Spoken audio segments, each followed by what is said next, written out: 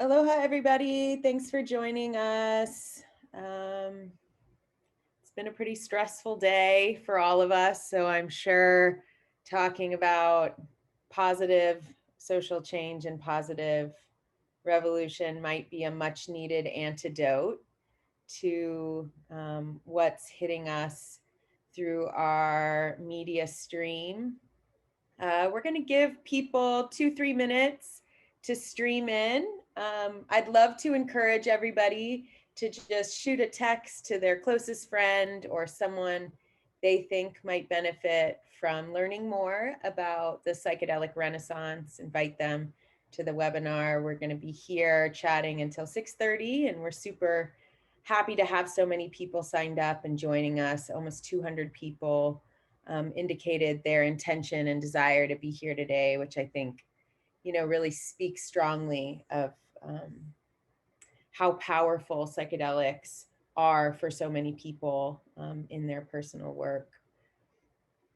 My name is Ashley Lukens, and I am the co-founder of the Clarity Project, along with one of my clients and friends, Robert Patterson, who hopefully is watching us from Oahu. I'm Zooming to you from the North Shore of Oahu, and really grateful to be here. Sam, Izzy, do you guys want to introduce yourself and tell us where you're beaming in from? Sure. Hi, everyone. My name is Sam Chapman. I was the campaign manager for Measure 109. I use he, him pronouns, and I am actually hailing in from Otter Rock, Oregon, out on the coast near Newport. And happy to be here. Thanks for having me. Amazing. I'd ask for an outdoor view, but I think it's dark there probably. I'll send you some surfing shots tomorrow. Okay, great. Much better. Hey, hi everybody. Thanks so much, Ashley. Thanks so much, Sam. I'm glad to be here. My name is Ismail Lourido Ali. I work as a Policy and Advocacy Counsel at the Multidisciplinary Association for Psychedelic Studies. Talk a little bit more about MAPS later today. And I'm calling in from Berkeley, California, Ohlone territory. Happy to be here from the West Coast. Thank you so much. I'd love everybody to just drop in where they are joining us from. It looks like we have people from Holualoa, Big Island, Green Bay, Wisconsin, Vancouver, BC. Hey, my friend Daniela joining us from Honolulu. It's so nice to see my friends. Robert, one of the co-founders of Clarity Project, joining us from Honolulu. Looks like we have Andre from Kuli'o'o. Who else do we got? We got Portland, Oregon, Chicago, Illinois. So great to see everybody here. Woo, my bestest friend in the entire world, Allison, joining us from LA. Thank you. Kaliko joining us also from the North Shore, high-fiving you. Kaliko across Cam Highway, Cherub from Papa Iko. Yeah, so great. Everybody, thanks so much. Jonathan, old friend from San Diego, joining us from Encinitas. So great to have you guys here today. Our format is really open, and we really encourage you guys to participate as actively as you can using the chat box. It's the best way to get us questions. We really want this to be an interactive session, but I'd like to kind of take a moment actually and just ask everybody please to close their eyes for 1 second. If you can, stand up, get both feet planted on the ground. Maybe have your palms up so that you can feel the energetic force that connects us all across time and across space. I want to welcome in our ancestors and the native people of the lands that we stand on, and just express deep gratitude for their protection and the wisdom that they offer us. I want to especially thank the ancestors who've held the traditions and the practices of plant medicine in their sacred trust for hundreds, if not thousands of years, and express gratitude for all the people that are working to expand access to those sacred plant medicines today.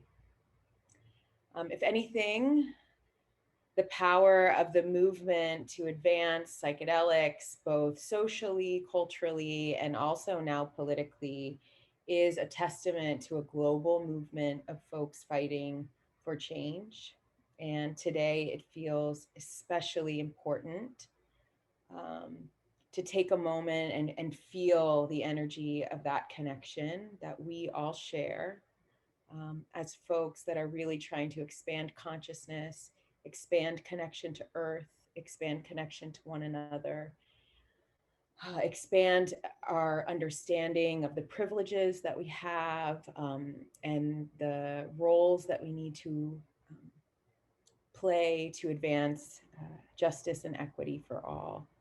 And I feel really grateful that on this day of all days, I'm having that kind of conversation, because that is the antidote to the fear and violence that we're seeing elsewhere in the world. It's the hope and the connectivity and the desire that we all have to play a more positive role on this planet. So thank you again. If we could all just take one deep breath, maybe hand on heart.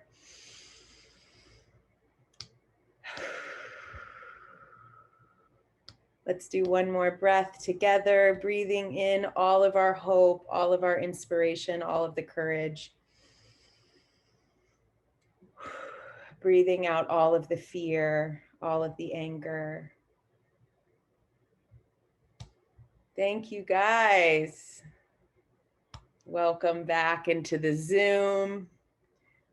Did I imagine that I would spend 90% of 2020 on Zoom? Absolutely not. I think a direct quote from Ashley in 2019 was, "I don't do Zoom." And now I do Zoom all the time. Really grateful to Izzy and Sam for joining us today. And I just want to take another moment and shout out DeRay Shin, who is the project manager for Clarity Project. And she is just a badass, get shit done woman. And I'm so grateful that she cares so much about psychedelics that she stepped onto our team. And then we also have Amanda Lillibridge here with us today. She runs the amazing Clarity Project Instagram. So if you guys haven't checked out our Instagram page, I think it's at Clarity Hawaii. She is the queen bee. Thanks, Andrew. And Amanda also works for a wonderful socially conscious company that we're so grateful to be in partnership with, Milama Mushrooms. And so thank you, of course, to Ben, and then the other folks on our team, Nevaeh, Noe, Mike. Thank you, guys. We're really happy to be here. So what's the story of Clarity Project? What are we up to? It all begins with a phone call I got from a man, entrepreneur, who had just moved to Hawaii. His name is Robert. And he said, you know, I feel really inspired by this guy in Denver who sort of single-handedly organized the community there and decriminalized psilocybin. Can we do that here? And I personally have had a really profound and transformative relationship with psychedelics. And I felt intrigued. And I think a lot of us who are in this work feel called into the work by the plants. It's sort of like, I'm here at my own free will, and yet I feel I'm serving a higher purpose. And Robert and I got chatting about what could make sense here in Hawaii. How could we build on and understand the work that was happening across the country? We understood that both states and cities were taking action around decriminalization and legalization. Oregon was sort of our shining star. So we're super happy to have Sam here to tell us a little bit about that campaign. But we wanted to think about what was possible here. What could really, what could we accomplish collectively? And Hawaii has such a powerful history of collective engagement in legislative processes to pass rules, regulations, laws, and programs that really reflect the will of the people. So I felt uniquely inspired to translate my own personal relationship and use of psychedelics into something more civically minded. I mean, I am a die-hard political wonk and advocate. I volunteer and do all the nerdy things that policy wonks do, and I encourage you all to. And it felt super awesome to be leveraging that experience and that skill set on the issue of psychedelics. And the good news is when we started Clarity Project, we really understood immediately that we weren't alone. We knew that we stood on the shoulders of people that came before us that have been charging against the mainstream representation of psychedelics as illegal Schedule I drugs. And we knew that if we could just get folks in power access to the medical literature, to the research, to the ancestral traditions that were protecting and safeguarding and advancing these medicines, that they could understand that they were really powerful, effective tools for dealing with certain mental health issues that are plaguing our community, both locally in Hawaii, but also nationally. And so what we're going to talk about today is work that we're really hoping benefits key stakeholder groups across Hawaii, the elderly and those facing end-of-life anxiety. The medical literature tells us that psychedelics can play a transformative role in easing people into their end of life. We're also really interested, and I know a lot of you reached out to me from the veterans community, what role can psychedelics play in treating PTSD and treatment-resistant depression? And we're really also interested in helping to advance the use of psychedelics for folks that generally are struggling with mental health issues. And so the work that we're trying to do at Clarity Project is twofold. 35,000 foot view, we're trying to educate folks on the efficacy of psychedelics. 2, we want to give them access to this mainstream medical and scientific literature that demonstrates the efficacy of psychedelics. And 3, and I think this is sort of our unique role in the larger movement, is advancing that knowledge through the legislative process in a way that helps us create programmatic and regulatory frameworks that both protect and promote the safe use of psychedelics. And so we're really looking at this point to figure out how best to do that. What general education, and then second, after we have everybody kind of educated, engaging in the legislative process. So you're gonna hear a hard ask from all of us at Clarity Project to please follow us on Facebook, Instagram, get on our email list, because we're going to need you actively participating in the legislative process. And the legislative process only goes as successfully as we participate in it. So with that, you have me and you have Clarity Project. I would love to turn it over to, looks like we're going to start with Izzy. Izzy, you're an attorney. Tell us a little bit of how you got involved in psychedelics. Wow, what a story. Thank you so much, Ashley, for sharing your own story, how kind of you came to this amazing kind of area in your own history as well. I'm really grateful to be invited and grateful to be having this conversation with you and with Sam. Thanks for joining, Sam. I'm really glad to be here with you. Whoa, yeah. There's so many ways to start this story, because the origin story of the movement in so many ways, at least in today's form, does come out, out of so many people's personal arcs. So I'll just share a bit of my own story here, just briefly, to give you a sense of who I am. But it is true, I am in fact a lawyer. I studied law and human rights, and prior to MAPS was working primarily in the area of criminal legal reform and human rights. Really interested in multicultural and kind of multi-religious dialogue, thinking a lot about the way that different groups of people come together to solve very complex problems. And a lot of that was inspired by my own early experiences with psychedelics. So I grew up in Fresno, California. My parents are both immigrants. I was raised Muslim, still identify as Muslim these days. And had a really strong kind of forced political socialization after 9/11, and learned a lot and studied a lot soon after that around the way that politics worked, the way that civil liberties are articulated and protected and enforced and so on, and became really interested partially through my own personal experience as a young person, in and around a number of different drug using communities, seeing how, some people got treated differently, some people got treated better than others, how different people's use impacted them, sometimes in extremely powerful, beautiful, transformative ways, sometimes in really scary, dangerous, hurtful, chaotic ways. And became really interested in the war on drugs and how we think about consciousness and how we think about what we can and how we navigate what we're allowed to put into our bodies and how that relates to our personal growth. So in about 2015, shortly, in the year leading up to Proposition 64 in California, I was put into contact with the current director of policy and advocacy at MAPS, Natalie Ginsburg, and her and I have been building out our policy and advocacy department at MAPS for the last 5 years or so, and really trying to bring in some of the things that you mentioned, Ashley, thinking about, like, of course, the evidence, the therapy, and the research and the science that's been getting built over the course of the last decades, as well as some of these more kind of nuanced political issues, which maybe aren't necessarily changed by the evidence itself.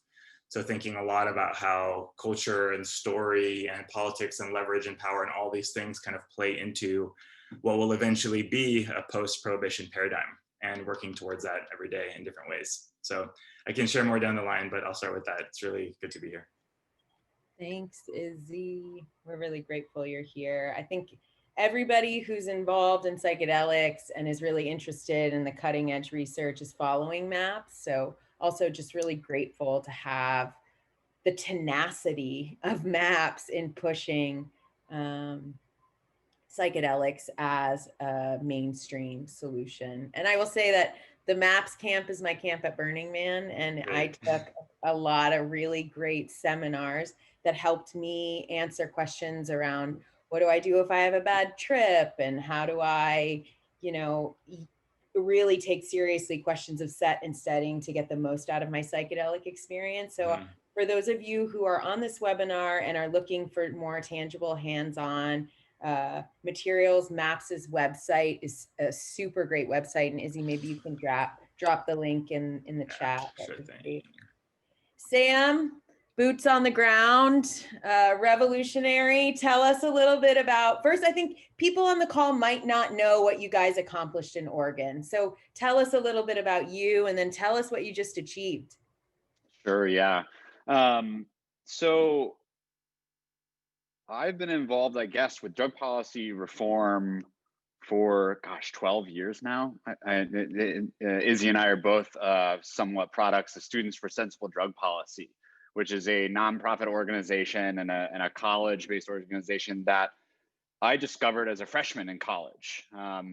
And the whole general idea in a nutshell of Students for Sensible Drug Policy is that we don't condemn or condone drug use, but we understand that people have the right to put what they want in their own bodies. And if they're going to choose to do that, they should be educated. And so I was floored when I discovered that an organization built by young people for young people and so many others existed. And so that was my entrance generally into drug policy, from educating students on their rights and how to deal with police encounters on campus, which happens all the time, unfortunately even more now than ever, to what happens when you mix MDMA and alcohol together, right? Whether you like it or not, that's happening on campuses, and kids need to be educated on that, and everyone needs to be educated on that. And so I was very lucky to be able to discover such an organization so early on in what is now, I guess, a drug policy reform career. And so I got ushered into medical cannabis activism shortly after that. I co-authored the law here in Oregon that legalized medical cannabis dispensaries in 2013.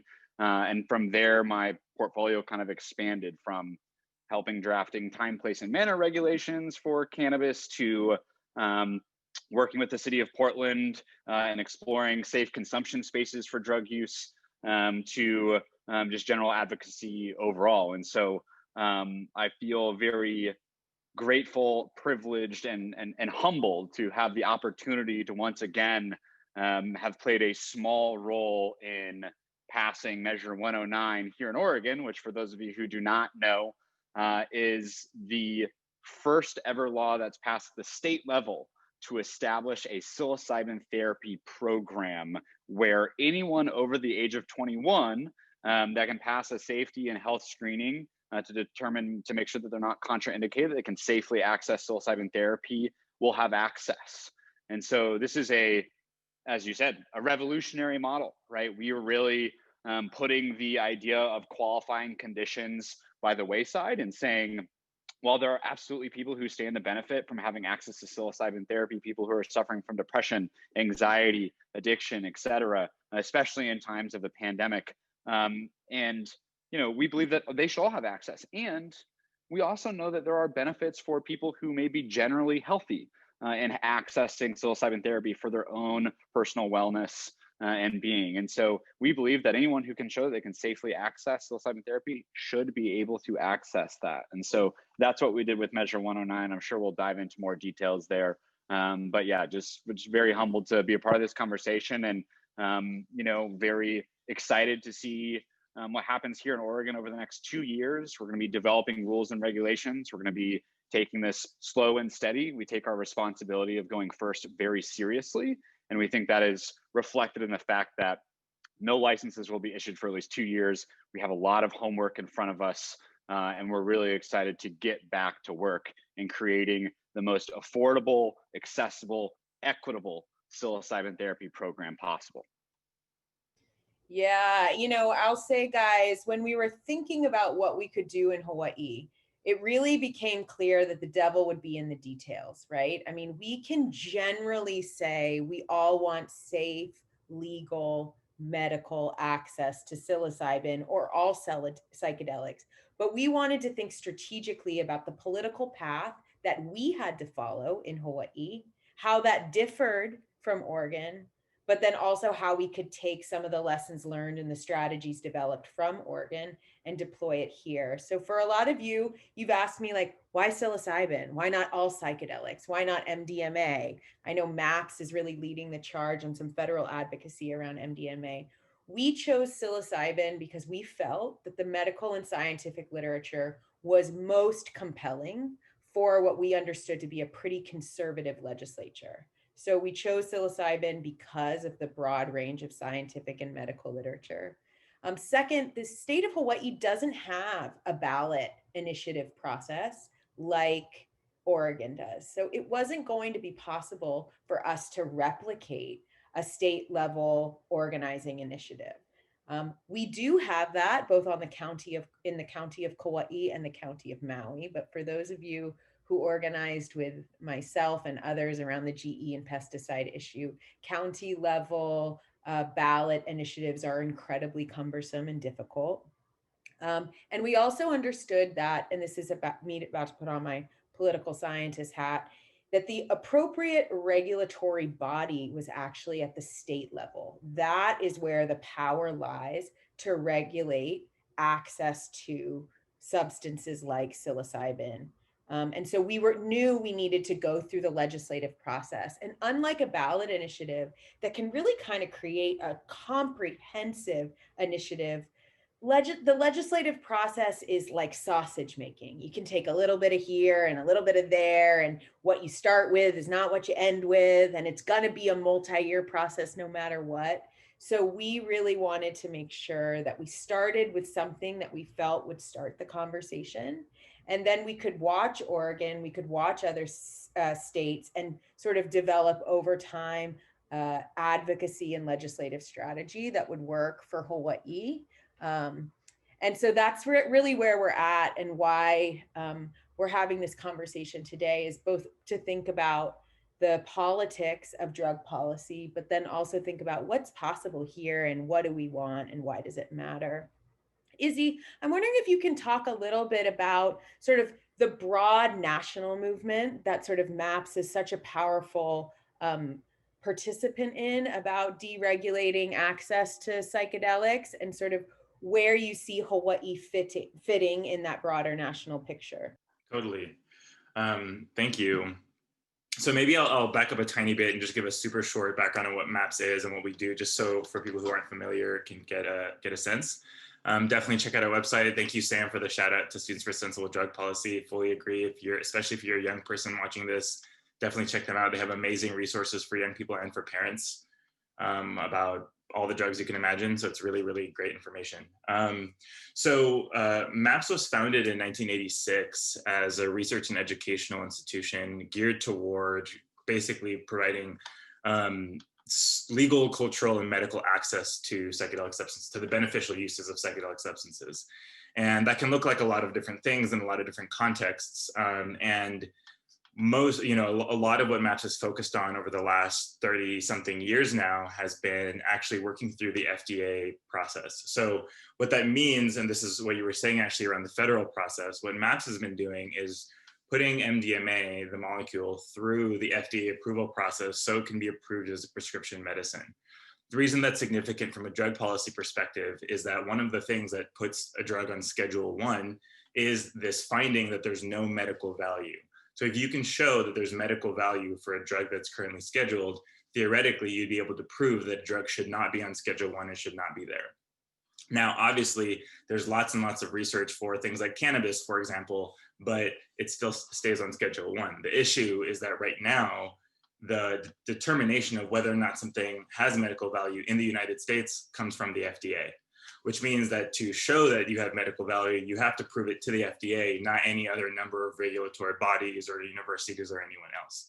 So the federal strategy is to get MDMA approved through that route. We're halfway through. We've done a successful phase 3 study. We're like in the process of the phase 3, the final phase 3 process for FDA approval, and we're working very, very hard for that outcome. FDA has granted MDMA breakthrough therapy status, and we, for a number of different, have had, and you can definitely look at more details about the specifics of the studies on the website, but we've had a number of successful studies and are on track to have MDMA approved in 2022 or 2023, which is super exciting. And as you said, Ashley, that's been kind of, one of the front points of this movement, especially with respect to research and science. And it's really interesting to see how, simultaneously to the research on MDMA, we've seen research on psilocybin working on a similar federal strategy. What's interesting about the work that Sam is doing, the work that Clarity in Hawaii is trying to do in Hawaii, is that although FDA approval is one aspect of getting therapy, it puts it into the medical system. It allows for it to be, put into this larger healthcare infrastructure, which has a lot of benefits: quality control, broad access, legality, and so on. And also has some concerns. It's a huge system. We know in the United States, healthcare is a really messy, complex system. A lot of people don't have access to it. There's a lot of limitations to healthcare as well, to the kind of traditional larger scale healthcare system as well. So one of the ways that MAPS approaches this question is kind of with a yes and approach, in the sense that we believe that there are a lot of different ways that safe access can occur through regulated systems, including through decriminalized systems, through state legal ones, through ones that are occurring at the federal level. So this kind of like multi-patch approach certainly is going to lead to some complexities over the next years. There's going to be a number of big legal and ethical and structural questions that the movement will have to answer and that we're finally coming to terms with. But one of the things that I find really exciting about it is that, and I'd be curious to hear Sam's thoughts on this, as you share more about 109, but I find it interesting that the psychedelic kind of movement around, especially legal and policy change, is now kind of growing up into a sense that we now can have really strong, really good disagreements with each other. Like for a long time, you kind of had to be like research and science, like it's all good, woo. But now we can really bring in the nuance, which we need to, because these are really nuanced factors. So with respect to Hawaii specifically, I can see a number of states following Oregon's lead and providing these different kinds of state legal systems for a number of different systems and so on. The one thing I will say that is going to be really interesting is to see how we balance therapeutic use, medical use, and what Sam is also talking about, which Bob Jesse sometimes called the betterment of well people, and what it means to have access for people who don't have a diagnosis. Because right now through the medical system, a diagnosis will be required, whereas through state level systems, that's theoretically possible to avoid or to do something different. So we're all about the multiple approaches here. Of course, the idea that regulations alone won't save us. It's going to take a lot of social capital, people power, leverage, a lot of attention to these big questions of justice. But I think we can do it, and I think we're on a good track. So that's kind of a bit of the big picture. Yeah, thanks, Izzy. Sam, give us a little, what they accomplished in Oregon as somebody who's a community organizer is like fucking amazing. And I really hope for Hawaii that we understand that while we might not be able to follow their process, I really hope that we learn from how committed everyday people needed to be to advance this. So Sam, tell us, like, what did you guys do? Like soup to nuts, what was the beginning? What was the middle? What was the moment you thought you were going to lose? And then what happened when you won? Wow, what an amazing question. Really quickly before I dive into that deep well of goodness there, I just want to acknowledge exactly what Izzy has said about how very, very often people kind of from an outside perspective think that these are competing interests, that decriminalization has no place with FDA protocols and certification and that kind of thing, or state level. And like they're all against each other. Nothing could be further from the truth. And I think that each one of these different paths are incredibly compatible. As Izzy said, that doesn't mean they're not going to be complex. That doesn't mean there's not going to be disagreements. There have been, there will always be disagreements. And that's what makes all of this better. That's what rises the tide for all boats. And so we are coming to a point where we're going to start to see some crisscross with some of these things too, which is good, right? This is a healthy dialogue. We need to have these conversations and we need to continue to have them in an open discourse, right? And I think that's really what this is showing as additional states and countries around the world start looking at all these different options, is that no more false dichotomies, right? We're all starting from a different place politically. Oregon's in a different place than California. New York is in a different place than Montana, et cetera, right? And same for countries around the world. And so I just want to really impress upon what Izzy has said here, in that we all have our own paths and we all can learn from each other. And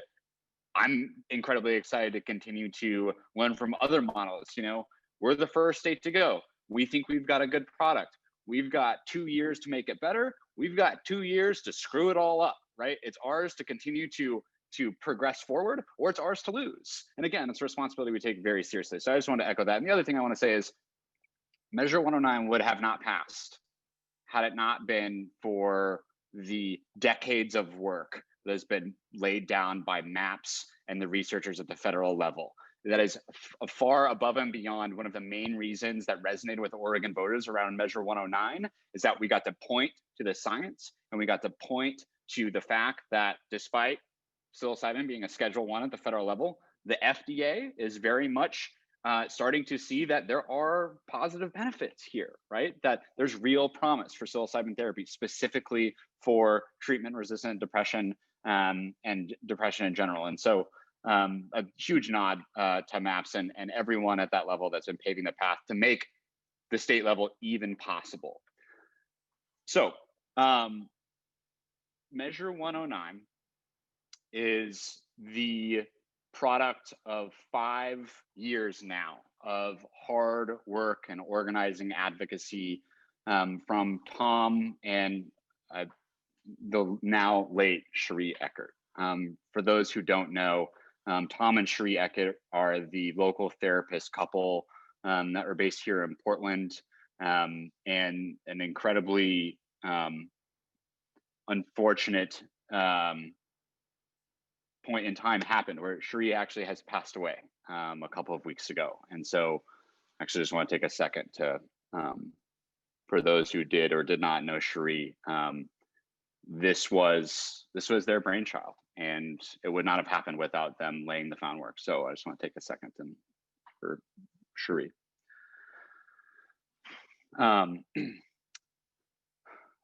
They came up with this model that doesn't really exist yet, right? It's not a full medicalization model. It's not just a decriminalization model. It is a therapeutic path.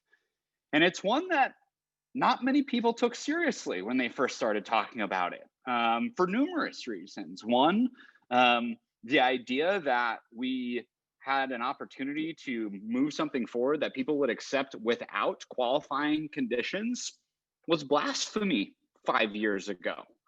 That's something that didn't really seem achievable, and they didn't care. they knew that they were taking the long route. They knew that 2020 was going to be the year that they wanted to do this. They saw the trajectory, they saw the evolution of the science and the research, and they said, we're going to go slow, be intentional, and pull this together in the right way. And that's exactly what they did. And so about 2 years ago is when I started to get pulled in from kind of a volunteer perspective. I got to meet Tom and Cherie, and really saw their vision and started to understand why it was that they had the vision that they had. And it was right around that same time where Oregon was getting a lot of attention because word got out. We're looking to create a psilocybin therapy program, and so we got to build a very strong coalition of people that were very invested in providing these services for people where current alternatives were not doing enough for people suffering from depression, anxiety, addiction, and people who just wanted alternative methods for exploring within themselves, right? And so that's how this model really came to be. And over the last year and a half that I've had the pleasure of formally working on the campaign as the campaign manager, I can't count how many roller coaster rides, bumps, and loops we have gone through, right? We made history just by putting this thing on the ballot. We made history twice by putting it on the ballot in the middle of a pandemic. I still get phone calls from non-psychedelic related campaigns wondering, how did you collect those signatures when you couldn't be within 6 feet of anyone? Well, we figured it out, and everyone was PPE'd up from head to toe, and we ended up collecting an additional 60,000 signatures by mail and online and a whole bunch of different ways. And so, that was the first big feat, was just making the ballot, right? Getting enough signatures is no easy task, but we were able to do it. And then the second chapter of the rest of our life happened, which was educating and conversing with the Oregon voters in a pandemic, right? There are playbooks for campaigns. They're pretty standard. They vary based on issue and audience, but there's a basic playbook. We had to throw it out during this campaign because no one has ever done this, right? We're normally throwing in-person house parties, fundraisers, right? We're going all over the state. We ran a campaign from each one of our own living rooms for the most part, and we didn't know what was going to happen. And frankly, based on our polling pretty early on in the summer, we knew we started underwater. When we did our first poll of our ballot title, no additional information. We just said, here's our ballot title. This is what it says. Where do you stand? 41% of Oregonians favored it. 41% of Oregonians were opposed, and the rest was margin. And so it really came down to education, right? We put a lot of things in the measure that we anticipated being talking points for our opposition. A lot of them did not come to fruition. And I think there's a lot of reasons for that. Psilocybin and psychedelics in general have a stigma. That stigma is not necessarily the same stigma that cannabis or other drugs have. It's very different. It's very unique on its own. And so we knew that we had to come in anticipating that stigma within our education materials. And so what we learned through polling and through focus groups and just through beating pavement and talking to people was that when we were able to educate people on 4 or 5 main points in a very short amount of time, we were able to sway enough Oregonians to support Measure 109. And so those points were, what is psilocybin?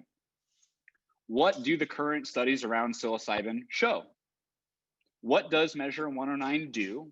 And sometimes more importantly, what does it not do? And last but certainly not least, who stands to benefit from having access? And I really think that this is a point that really hit home for everyone who voted yes. And that's because we all know someone who stands to benefit from accessing psilocybin therapy, whether it's ourselves, a loved one, a coworker, whoever it may be, right? We all know someone who is suffering from depression, anxiety, addiction. And so we were able to make it relatable, and we were able to show that we're very serious about safety, training, access, affordability, and equitable access. And so those were all things that certainly were packaged up for different audiences, but overall, people wanted to know that this wasn't necessarily cannabis legalization, right? The first knee-jerk reaction is that this is going to be retail sales. Anyone can just go into a, Whole Foods and buy psilocybin, as much psilocybin as they want, and walk out.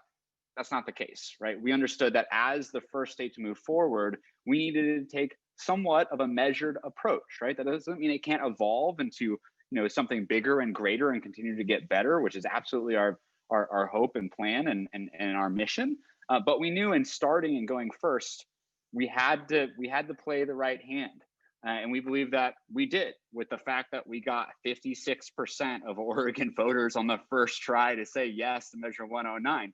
I really think that says a lot about the trajectory of acceptance for psychedelic medicine when packaged and produced and shown to the general public in a professional, responsible, and equitable way, that they respond in a way that they had other barriers when responding to cannabis, right?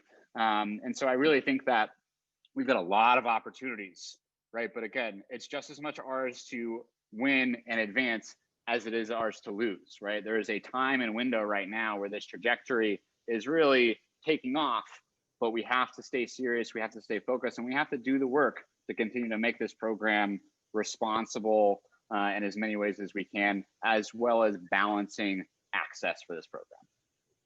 Sam, I can imagine that only a group advocating for the safe and responsible use of psychedelics can overcome the creative thinking challenges of organizing in a pandemic. So I hope that you guys sat in ceremony and troubleshot with how do you educate people without touching them, seeing them, or standing close to them.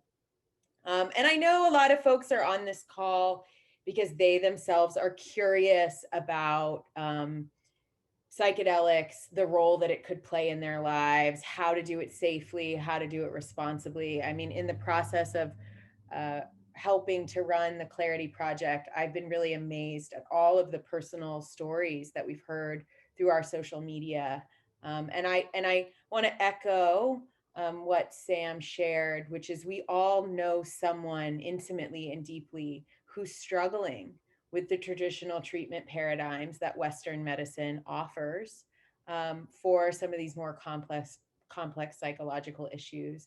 And we also all know folks who've benefited spiritually and intellectually and creatively because of the intentional use of psychedelics. And so over the next year, we're really looking for you guys. We're looking for those beneficiaries. We're looking for those folks who benefit or stand to benefit, because it's your stories that are going to help us move this campaign forward. And I know for me personally, my brain cancer diagnosis was made so much easier because I was able to complement my own processing of that diagnosis with psychedelics. And I was able to do it in a therapeutic context where I was able to process some of the hard things to metabolize about a cancer diagnosis with the aid of psilocybin and ayahuasca. And so please, for those of you that want to share your stories in the chat or with us over Instagram, we'd love to hear from you, and we'd love to hear about why you would like access. Izzy, because MAPS has been sort of on the front lines fighting for expanded access to all psychedelics, can you tell us a little bit about the lessons you've learned in the process? Like, what excites and expands the work, and where have you hit hard edges? Yeah, thank you for asking, and maybe just for a tiny bit more context. Most of the research MAPS, the primary bulk of the research MAPS has done has been on MDMA, obviously through the drug development path that I was describing earlier. But we've sponsored research into a number of different psychedelics, ayahuasca and LSD and others, kind of with the intention of, as you said, kind of starting by building an evidence base to counter kind of the hysteria and the perception of how psychedelics have been treated both by culture and politically for a really long time.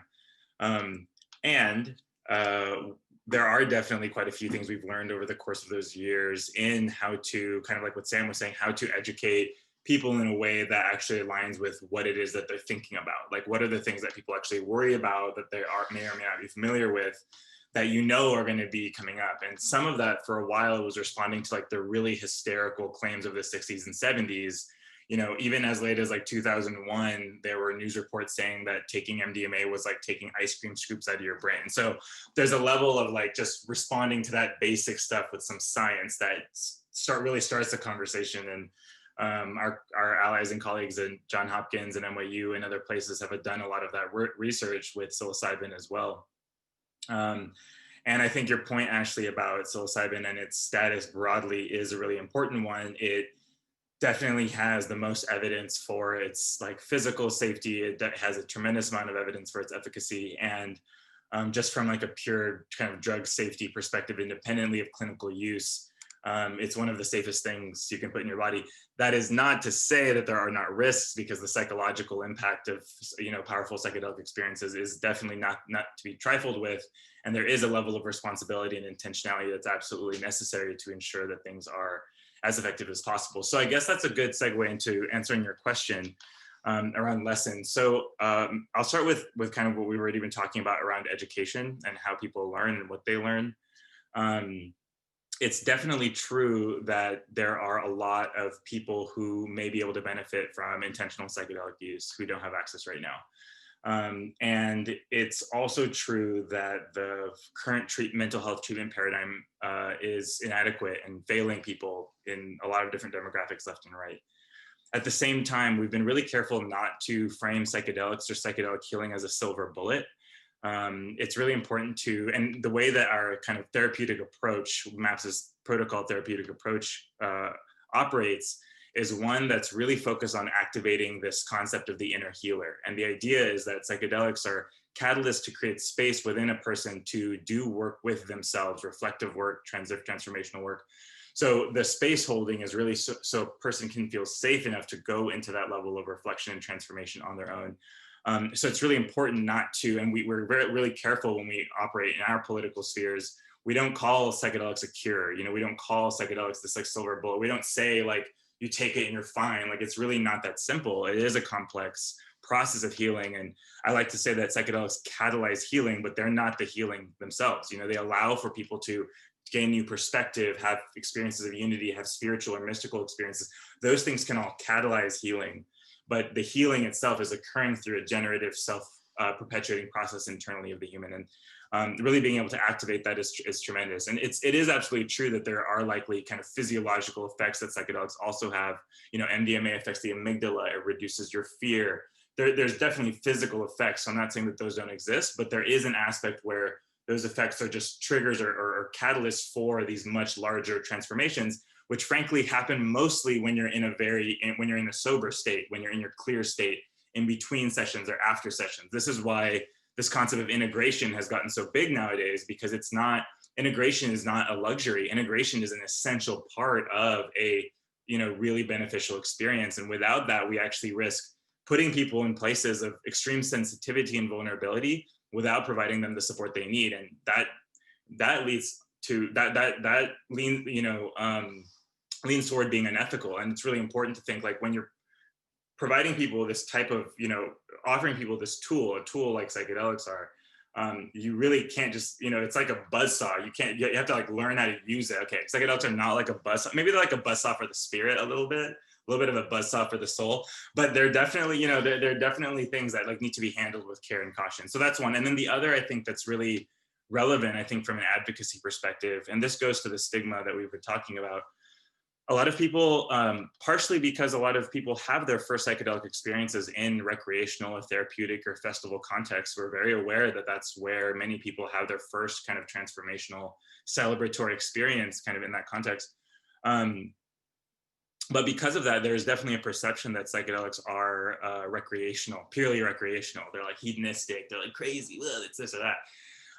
One of the most persuasive things that I've found when working, especially with more conservative people, MAPS works very closely. I like to say that we don't shift the Overton window, we expand it.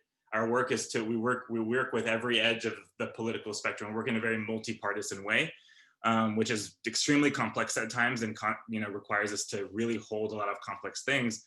But one of the big lessons I've learned from working with people who are skeptical, whether it's, you know, religious political conservatives or very religious people, or there's a number of populations who are more skeptical about drugs than even the average person, And one of the most interesting things I've seen is that because of that association with kind of hedonism or pleasure seeking, when people learn that psychedelic therapy or psychedelic healing can actually be kind of a hard and sometimes unpleasant, sometimes not very fun process, it's actually interesting to help people understand that the work is although it can be celebratory and joy is certainly accessible, and I would argue that pleasure and joy are actually healing.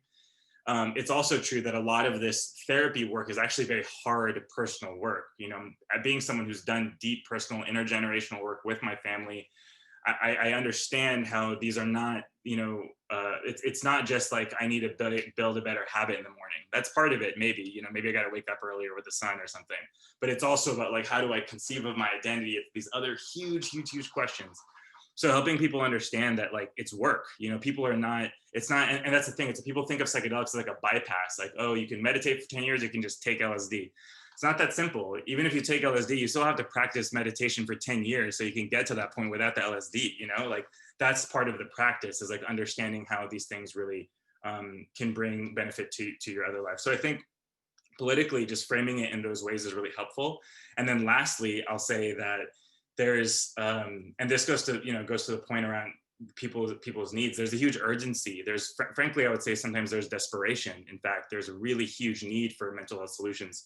And in addition to being careful not to say, oh my God, like this is a silver bullet, this will work, we have to be really careful to say when it's used, you know, in an inappropriate setting or in a way that's not held, there are these secondary effects, these risks. You know, people have spiritual emergent experiences without being supported. And we want to make sure that as we move toward creating legal access, decriminalizing and so on, that isn't just like a free-for-all, that it's actually a place that allows people to be the most supportive.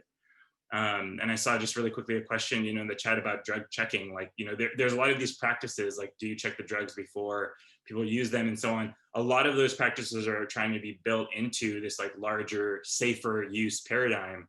So then people who are, as Sam said earlier, using drugs, whether we like it or not, are doing it in a way that allows them to be as safe as possible.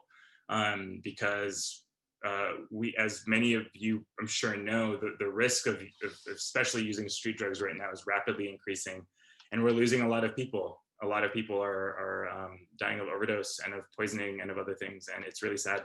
And it doesn't have to be that way. So that became a little bit more of a lesson than just the lessons learned. But no, I'm so grateful that you brought up the importance of integration. Mm-hmm. And for me, this is one of the reasons why I personally was interested in following the Oregon model and really focusing on our early stage win being a therapeutic access paradigm, because I think that there are a lot of folks experimenting with psychedelics in a quasi-ceremonial space. And ceremony becomes the place where integration happens among those that are using psychedelics, whether that's ayahuasca or psilocybin or even silaru. But having a guided integration process, having a supported integration process with someone who might be able to identify serious contraindications, I think would only amplify the effectiveness of those psychedelics when used by individuals that are really seeking relief from their own suffering. And I've had the opportunity, I think, to do psychedelics in a non-integrative context. And I would say that you get 20% of the dividends, right? And so it really is about trying to make the most of the opportunities that emerge when you feel some of the spiritual and cognitive effects of different psychedelics. And so for my own experience, I think really being able to decenter myself and sort of see the retreat of my ego so that I can start to look at my life from alternative perspectives has been really powerful, right? Because it really expands how I understand myself and the world around me. And so that's why I think for the Clarity Project team, we really wanted to see conversations about setting and therapeutic access, because we do understand it as a healing modality. And similarly, I think we understand this work as juxtaposed to the sort of pill popping solution to mental illness, right? I think for a lot of folks, it's their frustration with pharmaceutical approaches to mental illness that leads them to explore these alternative modalities. And so this is also a part of that. Izzy? Yeah, just to say one quick thing, just for people, especially who are new to it, it might be helpful to understand that, because this is a fundamental thing that you just said around the actual approach. I should be clear that, you know, legalizing MDMA for PTSD, for example, does not mean we're creating an MDMA pill that you take every day to manage your PTSD symptoms. And similarly with psilocybin, the idea is not to be like, I'm gonna be on psilocybin for the rest of my life. You know, I actually do want to frame these particular interventions, and it helps for me to think of it a little bit more like surgery, where it's a highly specialized kind of focused experience that does have preparation and post. And that's kind of what you're saying, Ashley, with like the difference in the models. Like most SSRIs, antidepressants, trauma care, et cetera, a lot of that is done with palliative methods where you're taking something every day indefinitely. And it does work for some people. You know, there are definite, it is true that those approaches do work for some people, but because they don't, this idea of like going to the root, this like kind of radical going to the root of the trauma approach, which is more true with psychedelic therapy, I would say both with psilocybin and with MDMA, is a really important thing to be aware of. And so like, for example, for our protocol, we're usually, people are taking 2 or 3 sessions over the course of a couple months. That may, you know, the psilocybin protocols are somewhat similar. Because of the way, my understanding is that because of the way 109 operates, people will have a little bit more leeway. It won't be like a strict protocol that everyone will have to follow. It'll be a little bit more spacious, which I think will be the direction that we see things go, where you have a variety of different people who are able to give these interventions with different contexts, clinics or ceremonies or this or that, kind of these different environments. Yeah, and for those of you who are on this webinar because you yourself are curious or you have access to resources that you want to share, I would really encourage you to share those resources in the chat right now. Caitlin shares a little bit about Being True to You, which is an organization that helps with PrEP and integration. And I know that there are countless other resources that we might be able to collectively crowdsource right now in the chat. So if you have any resources, please feel free to drop them in the chat. And we at the Clarity team are really going to try to compile some sort of resource list for folks that reach out to us and want safe legal access now. Remember, the hat that we're wearing is that we're really fighting to change the rules of the game so that everybody can have safe, legal, equitable access to these medicines if they so choose, and they really understand the benefits. Sam, I'm wondering, you know, as you were advancing 109, Oregon also advanced a measure to decriminalize all drugs, right? Which for, I think, a lot of people, it helped them fully support 109 because they also saw that all drugs were going to undergo some sort of decriminalization. So you could see both uses. Can you tell us a little bit about why you continue to think Measure 109 is really important in the context of a state that's going to see broad-based decriminalization, and sort of what the kind of interesting conversations you had around that in your process? Yeah, absolutely. So many interesting conversations, to put it lightly. Yeah, I mean, we got really lucky that here in Oregon, we take great pride in going first in a lot of different things, whether it be drug policy, whether it be death with dignity, whether it be environmental laws, whether it be same-sex marriage, et cetera. Like, it's just something that we don't shy away from. And so Oregon often has that opportunity. And so I think that, being able to put both of these issues on the ballot in the same year at the same time was imperative to not necessarily each measure's success, but imperative to showing the rest of the community, this is too far, should we combine them separate? There's imperative to show we can have success on front. However, we saw success separately, right? And this is a big question about why wasn't this all one measure? And it's an excellent question. It's one that we asked ourselves very early on in both campaigns. And if we thought we could have won trying to put it all together, we would have probably done that. But going first in two different ways was a really big, scary thing. And we want to win, right? Like at the end of the day, like it's great to go up and give it your all and say that you can do that. But if you have the opportunity to create a strategy where we can get both at the same time, that's what we wanted to do. And so, you know, all of these things down the line in the future, maybe there's going to be hybrid models. I think the fact that Oregon, you know, decriminalization of all drugs actually passed with like 1.5% more than psilocybin therapies. Like, you know, maybe it's something about Oregon. I don't know. We've got great water. It's, you know, but overall, like it blew me away. Very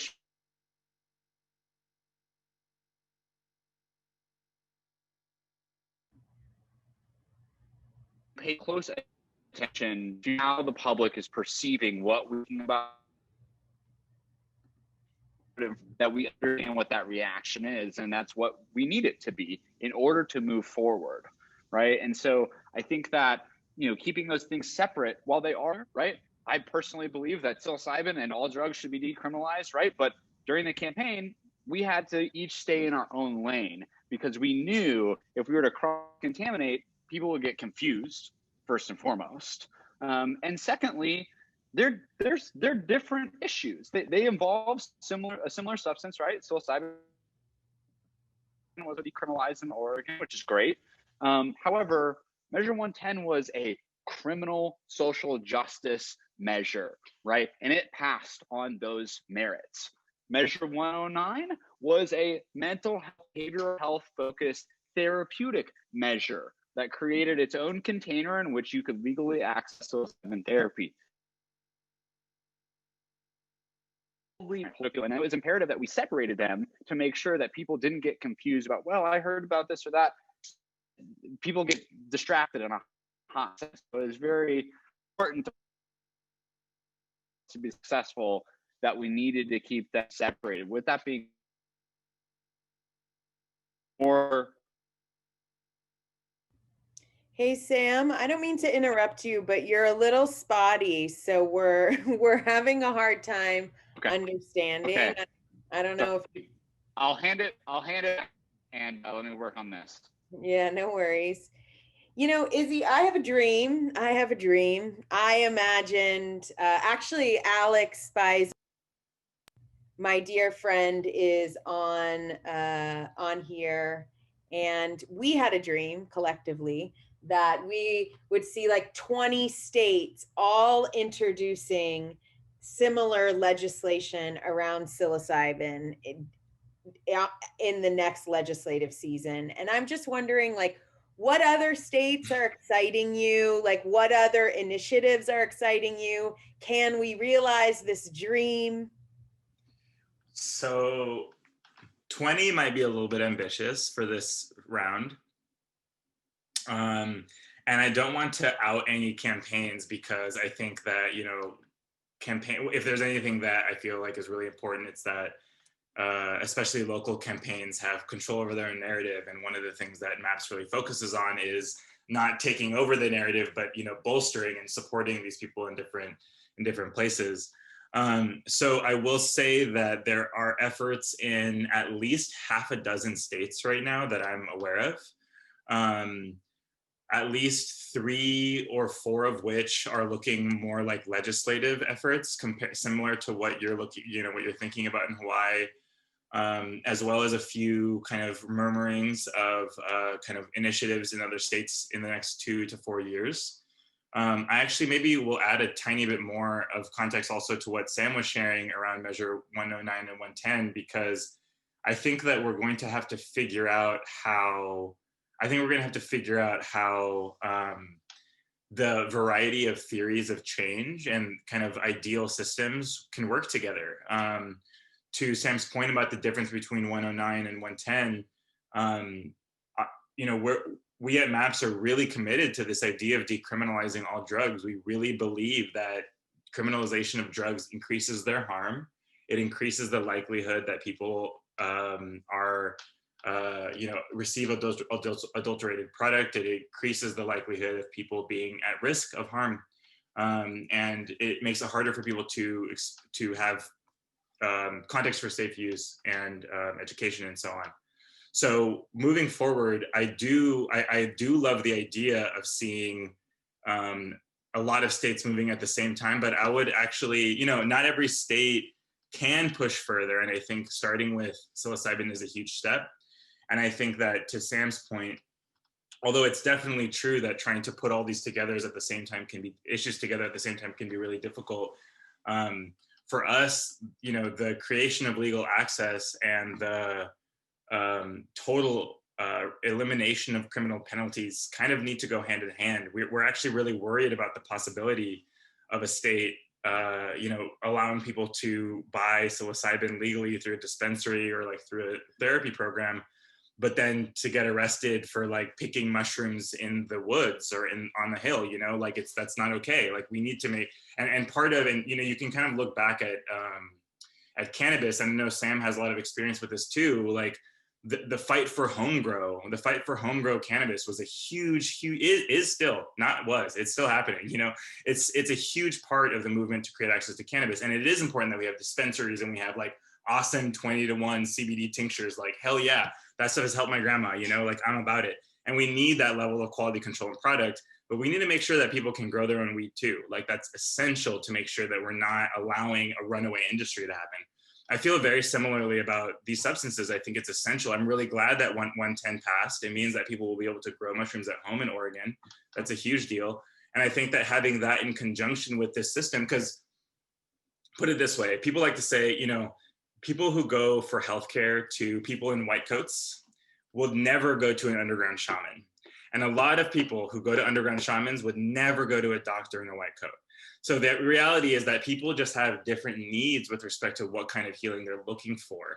And it's important to make sure that people are able to have those conversations and considerations. The meta level to that, I think, which is also related to kind of what you're asking, is how we do something like sourcing. It's one thing to decriminalize, but the drugs are coming from somewhere. The mushrooms are coming from somewhere, the whatever's coming from wherever. So I think when it comes to what we do collectively, one of the things that excites me a lot about psilocybin and mushrooms is that they're really easy to grow. They're really cheap, and they exist literally around the world. There's hundreds of different species. So I think that like this like broad-based accessibility really needs to go hand in hand with any efforts that are creating legal access through regulated systems. And it's going to be hard because we're going to have to figure out what's the line, who do we have to punish people? How do we punish people? Why are we thinking about punishment in the first place? So really looking at, this goes all the way back to what Sam was saying earlier with Students for Sensible Drug Policy. You have to really look past the very shallow imagination that prohibition offers us. Prohibition gives us a few choices. It's like you can put a product into a market, it's highly regulated, a lot of people get to make money off of it, and they're not you, whatever, like go buy it, or it's illegal and you go in jail for doing whatever. Like we're actually this new paradigm that Sam and myself and so many advocates, many of you in the crowd surely are trying to create, in my mind, is one that actually permits all of these things to be possible while also ensuring accountability and quality and safety and all these other pieces. So yeah, I think the vision is possible, but I would add, I would want to look at the details of those bills and be like, how do we make sure that we're creating systems that are broadly accessible, not just a new market? I think a lot of us that are participating nationally in the conversation around psychedelics are also following like the commercialization specifically of psilocybin. And there are, in early organizing around Clarity, there was a lot of chatter about, to what extent would we work with for-profit commercial psilocybin producers? And so to what extent, Sam or Izzy, like, do you think that commercialization will impact the future legality of psilocybin? And, what has your experience been with some of the larger corporate actors that are raising, millions and millions of dollars to provide commercially available products. Sorry, I had a little bit of connection. Am I choppy? Maybe try turning off your video. That might sometimes help. I'm not. Yeah. Okay. Yeah. Sorry, that's embarrassing. I'm working on my Wi-Fi connection a little bit. Can you hear me? Okay. Yeah, you're good now. No. Oh, okay. Yeah. So I think it's really interesting. Most of the larger corporate psychedelic players were not interested and are not interested in Oregon. They don't think that there's much of an opportunity here right now, which more or less is fine with me. I'm sure that will change over time.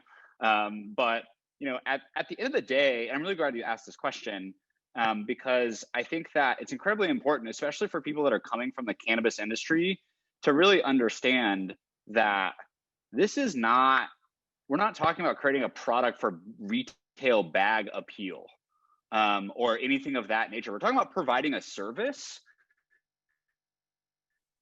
And whether or not these big companies, we're talking about providing a service based on a reputation. And they're eventually going to find out that that reputation is going to be based on, are you putting your money where your mouth is?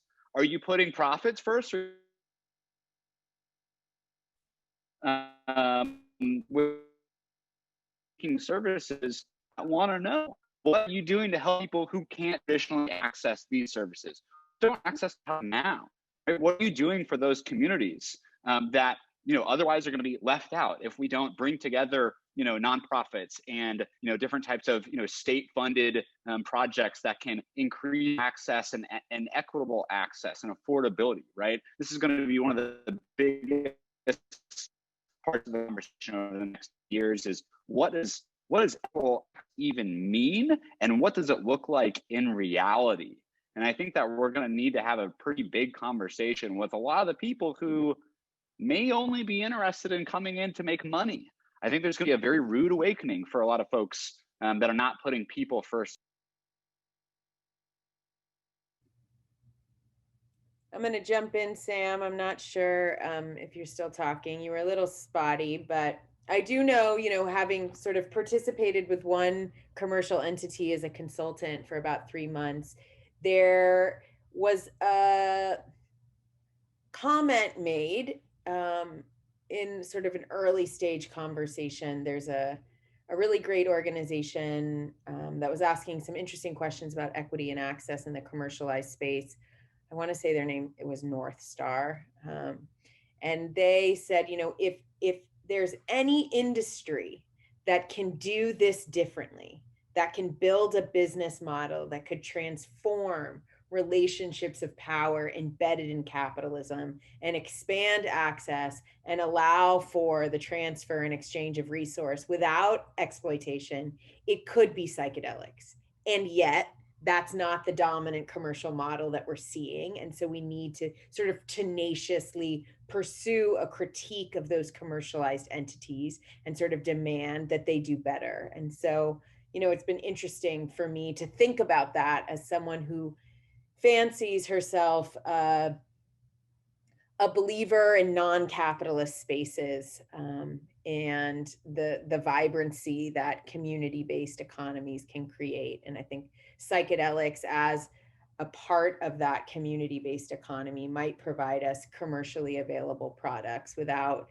the sort of Compass Pathways $1 billion IPO model as the only option on the market. Izzy, tell us a little bit about, what MAPS is up to now and how folks can get engaged. Yeah, I'll answer that. And then I think that what you said about commercialization is a really interesting piece. And it's really important that we think about that as a field as we move forward. But I'll start by answering your question. So let's see. MAPS is at a point where we are a couple years or less away from approval, we hope. We're on track in all the ways, thankfully. And are thinking a lot about our responsibility as the organization that is the furthest along with respect to our drug development as it relates to these psychedelic substances. and think a lot about the responsibility that comes with, how we train people, who we train, who is able to provide the care. And that's actually a really interesting piece here, which is that for the medical model itself, you're going to see not just a need for the substance, but you're going to need to see a huge need for training. And one of the big things that, Sam and the crew in Oregon are going to have to do over the next couple of years, which I'm really looking forward to seeing, is developing trainings, is developing, like how does the state of Oregon want to regulate its system? And I'm excited to see what they come up with, because I think that there is a kind of, we're not starting from scratch. We're not starting from zero. There's a number of different kind of places to draw from, which I'm really excited about, are kind of emerging, whether it's traditional underground use or ceremonial practices or kind of more clinical contexts. And yeah, I'm excited to see how like those pieces come together for the system. But the reason I bring training up specifically is because MAPS is very aware that one of the biggest bottlenecks, one of the biggest needs, or one of the biggest factors in whether or not there's access is whether or not there are trained therapists, and whether or not there are practitioners who are able to facilitate the experiences, because having access to medicine is one thing, but having access to trained care is another. So as part of this commitment to really making sure that that the demographics of the people who we've trained are representative of the population that they're working with, we recently launched and announced a health equity plan that kind of builds on years of effort within MAPS to make sure that from our internal practices to the geographic and demographic diversity of the people that we actually train to be facilitators is adequate to deal with not just certain types of trauma or certain types of indications. I think it's really important that, especially when we're talking about things like trauma, we're thinking about people who really don't have access or have very limited access to mental health care, which include people like veterans and people who are currently involved in some of these studies, law enforcement, first responders, and so on. But it also includes a number of people who are rarely really associated with PTSD, including trans people, Black Americans, people who are immigrants, people who are refugees, people who deal with a number of different kinds of layered chronic trauma that often goes undiagnosed or gets forcibly diagnosed and then used to coerce treatment. So thinking about how we deal with this complexity of diagnosis and how people are trained means that we need really skilled facilitators who can work with a variety of populations, who can work with Native American people, who can work with Black people, who can work with religious people, who can work with elders, who can work, so a big thing that I'm excited about, and a big, lift for MAPS over the next year and a half, while, our friends over in Oregon are developing their regulatory system, we'll have to be making, our work is to make sure that we train enough therapists that have enough experience and have a broad enough breadth of experience that we are able to provide culturally competent care for all the people that seek it, and not just white people, not just wealthy people, not just people who already have access to healthcare. And this is actually related, but there was a question in the chat earlier about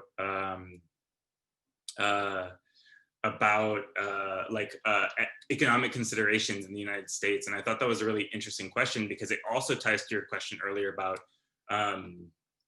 commercialization.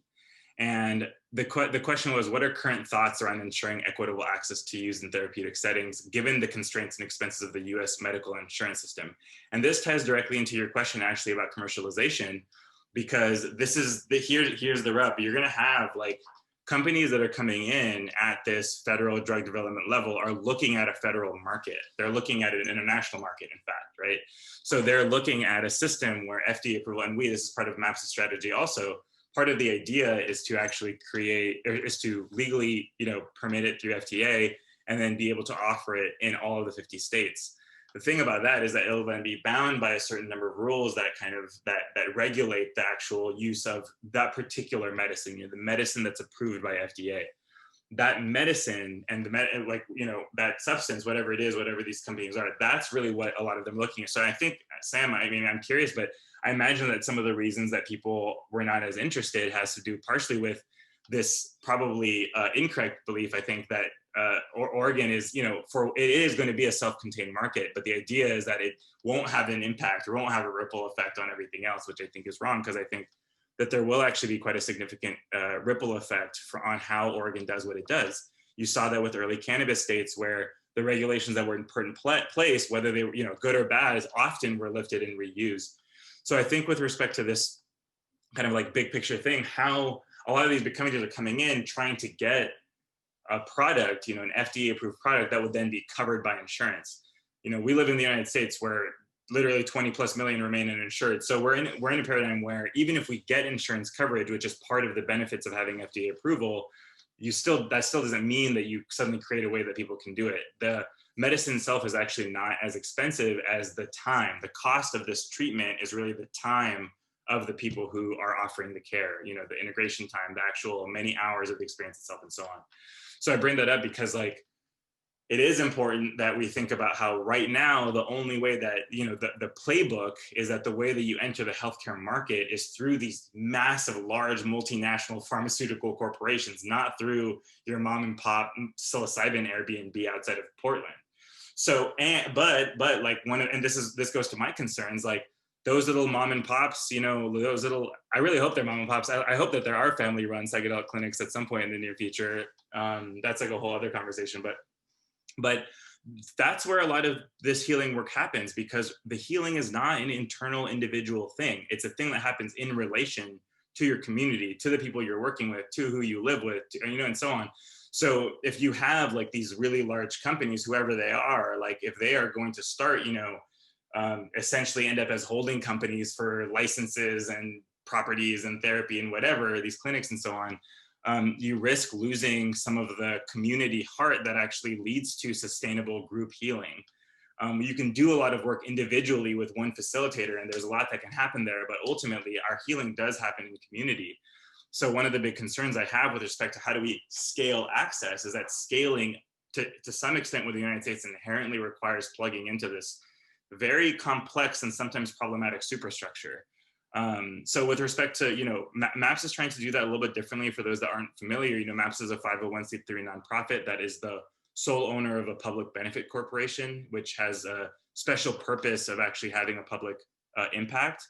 Over the next year, we'll be defining that public impact so we can show that, we're working for this purpose instead of this profit, and all of the profits that do come out of that venture will come back to the nonprofit for more education, policy, harm reduction work, and so on. So we're really excited about this possibility of a hybrid model. And I recognize that not everyone can do that, but we're really curious, and you mentioned North Star, we're really curious about how some of these more novel business ideas can actually translate to tangible impact on the people that either have been stewarding these medicines for generations, who have been impacted by the war on drugs, who are currently underserved by the mental health care system, and so on. So this access thing is partially about commercial access, but it's not about neutral commercial access. I think that there is actually going to be a need for really community-based, as you said earlier, Ashley, these community-based kind of core community systems where the healing happens. And that's also, frankly, more in alignment with how a lot of this work has been done throughout history. So it's kind of a win-win. Thanks, Izzy. And, if anyone can do it, it's the brains at MAPS. You guys are all amazing.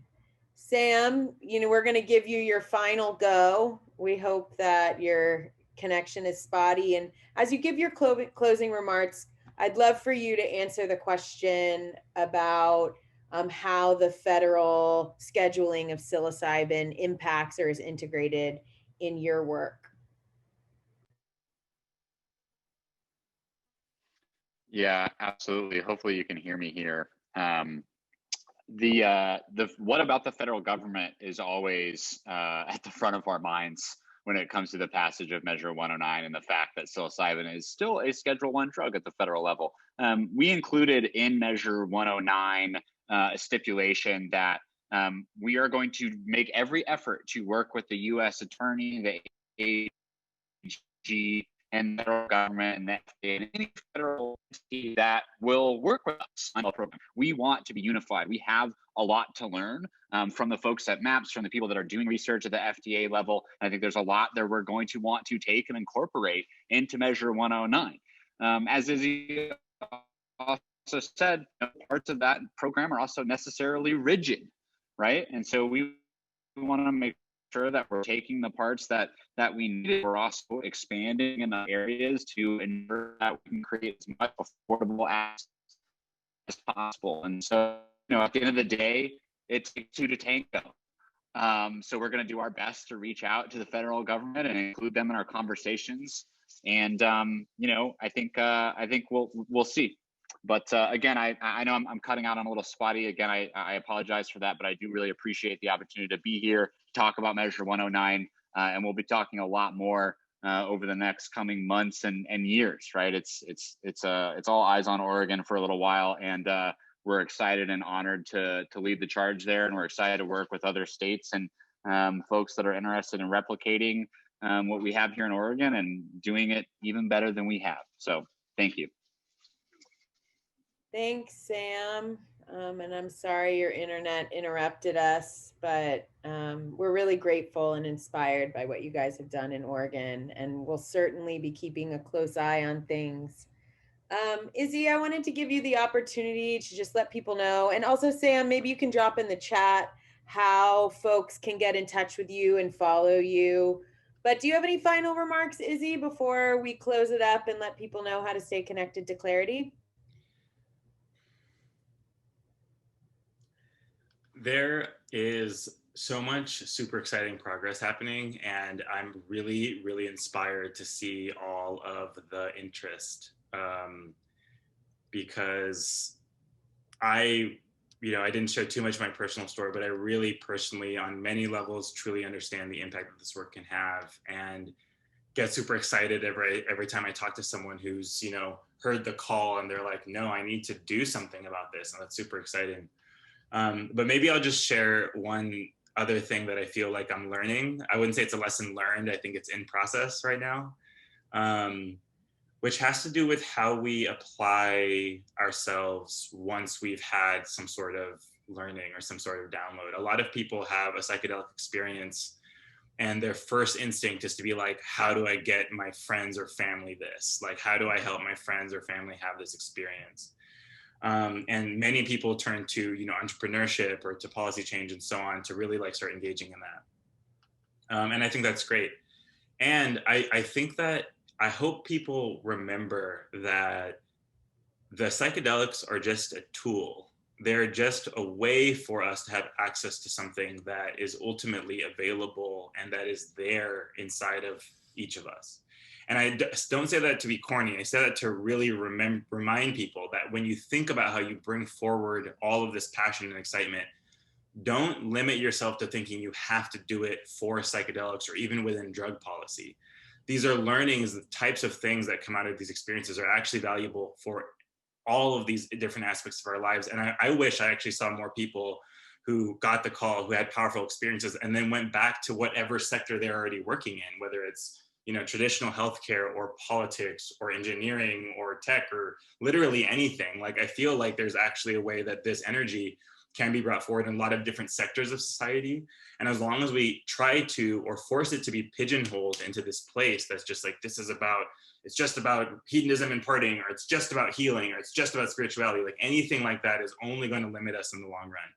So just as people are formulating their own thoughts about how to do this work, there are a lot of ways in and there are a lot of needs. So just, having that awareness and that open-mindedness about how that approach can change is really, really important. Yeah. And I know that at Clarity Project, we are really open and interested in all of your stories and ways that you want to participate and ways that you want to apply your relationship with psychedelics and with healing more generally to our broader system. And I think, again, it means a lot to me that we're having this conversation on today as opposed to any other day, because I think we're seeing questions about our collective and what we are doing as a community of folks that want to live in the world harmoniously, both with nature and each other. And I see that all these healing modalities are a part of that process. Izzy, I don't know if you said it or if the North Star guys said it, or maybe Sam said it, but somebody said, you start with yourself, the healing begins here, and then it radiates out from all of us as individuals that are doing the deep work to sort of understand ourselves, understand our power, understand our limitations, and understand our responsibilities. And we really see this as a broader movement to kind of expand consciousness to create truly equitable and just social change. So please stay in touch with us on Instagram. Extra thanks to DeRay for kind of being the boots on the ground all the time and just being really excellent and organized in a way that I am not. And thank you to Izzy and Sam for being here, and for Amanda, who rocks our social media. She is the best. And thank you all for joining us here tonight for your live interactive news program. And I would not suggest going back to the normal news. This message should be far more hopeful. So with that, I'll say aloha, and you guys have a great night. Thanks so much.